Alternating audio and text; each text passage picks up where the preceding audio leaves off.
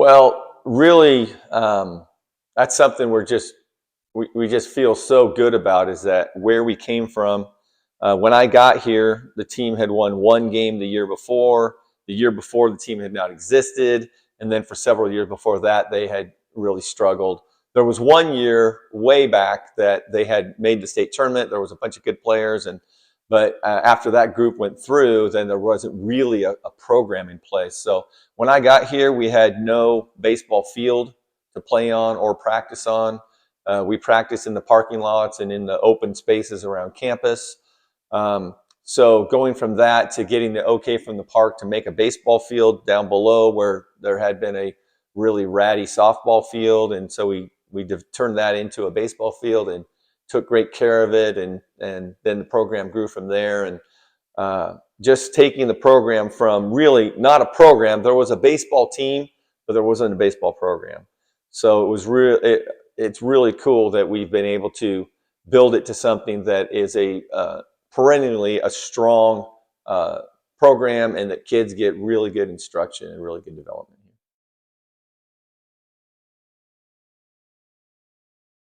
A moment. There's been a lot of moments over 33 years.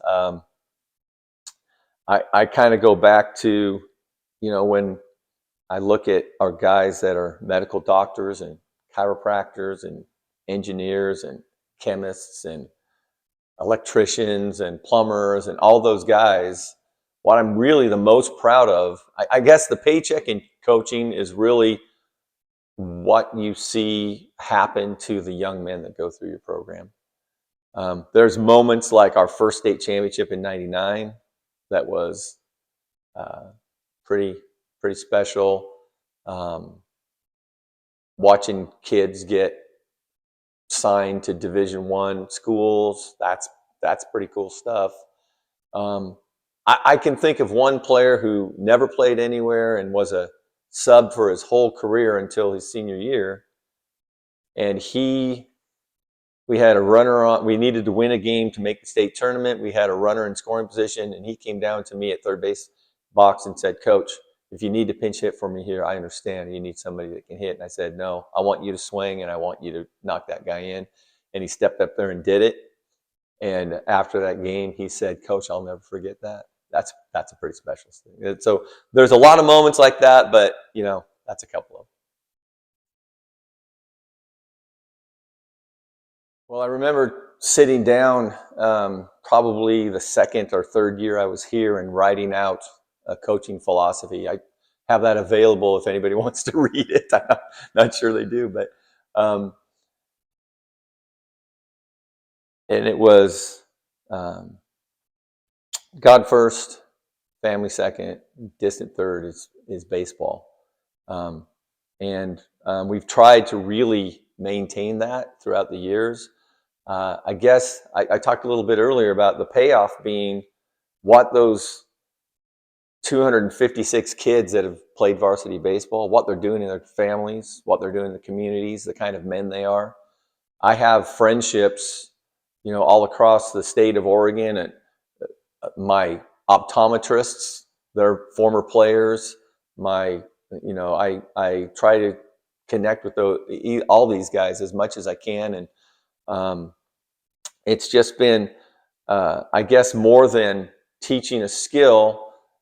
It's been a relationship building business. I was just talking to a guy who's coming on board to coach with us, that we're in the kid building business. We're building young men into mature men, and we're in the baseball business too. But whether or not a guy goes 4 for 4 or hits 400 for a season, what does he learn from us about how he should treat his wife and how he should act when he's on the job or in school, or when he's away from the field and he needs to make some hard decisions. So we've tried through the years to really build character into our program. We have character qualities that we go through, and we talk about, we try to create themes, and then build on those things throughout the year.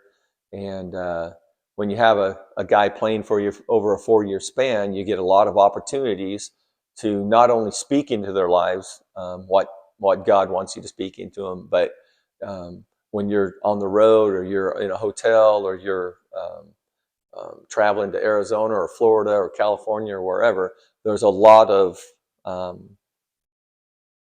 character that's caught and not taught. And so we try throughout our staff, myself and all the guys, to hold ourselves accountable to be role models for these guys and build into their lives a lot more than just baseball. And honestly, I think that makes us better at baseball, because the ups and the downs of the game will really test you. And really, athletics is a fantastic place for that to happen, because it's a safe place for a young man to make a mistake in his behavior or the way that he handle a situation, and get that and be called on that, and get that rectified, so that the vast majority of our kids, so that they turn the corner. Okay, this is how I can handle this situation, and this is what I can do to better focus on what I can control, as opposed to letting my emotions control me and take care of something.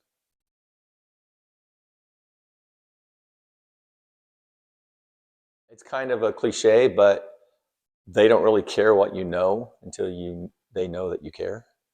Um, Building relationships with guys, building trust with guys, so that they'll understand that what I'm doing comes from, I want you to be the best player you can be. I want you to become the best man you can be. I want you to have the very best high school baseball experience that anybody anywhere could have. And once they understand that that's what I'm really trying to do, then you can coach them, and you can call them on things, and it doesn't become an issue that is personal, but it becomes an issue of, okay, this is just what I need to do, because I know coach has my best in mind. So that's probably it, because when I started, I was a pretty gung ho guy. We did a lot of my first 2 seasons with those guys, man. They worked like dogs, and we did not get a lot of results, and they stuck with me.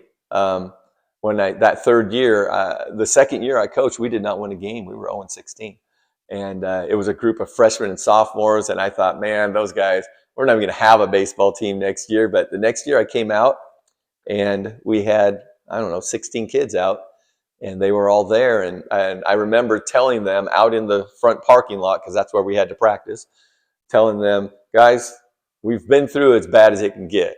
So one thing for sure, we're going to have fun this year. So just building that relationship and earning that trust is probably the most important part of being a coach, I think, that I've learned over a lot of years.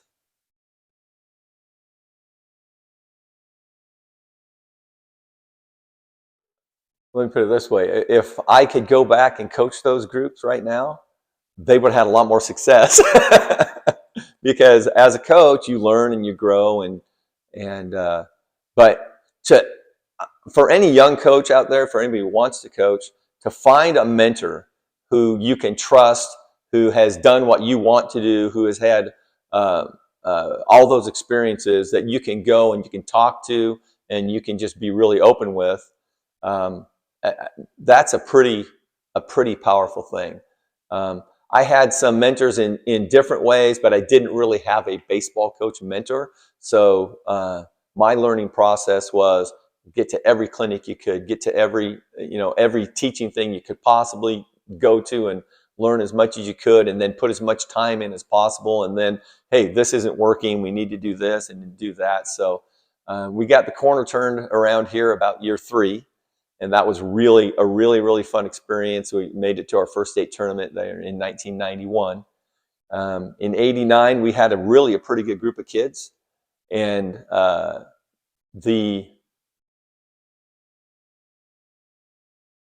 structure of how baseball was done here really didn't allow us to get them where they needed to be, and we were able to make some adjustments to that over the years. That would be a big one too, is that you understand how it needs to be set up for the kids to have an opportunity to be successful.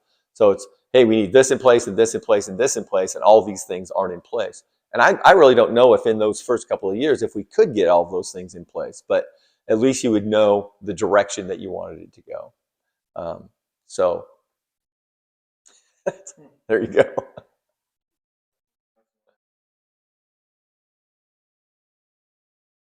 Oh yeah, last year we made it to the state championship game with 3 sons of former players.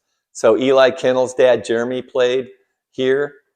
Uh, Tim Roth's son, Jaden, played here as well, and then excuse me, Tim. Yeah, and then Jacob Yenchek's dad, Joe, played here as well. So having those guys, it's just a special deal when you get to coach the sons of former players you had, because you really feel like, okay, these guys trust me with the most important thing to them, and that was really special. And I now have 2 former players, one not baseball, one in football, but one in baseball, who are grandfathers.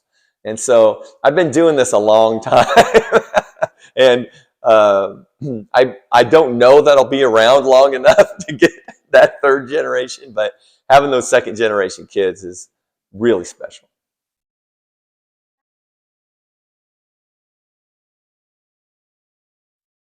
It means I have had a lot of good players for a lot of years. Um, when I look back and think about all the kids and all the time and effort and energy that they put in, their extra work, the things that they did. I mean, we asked them to do it. We gave them the blueprint, but they're the guys that did it.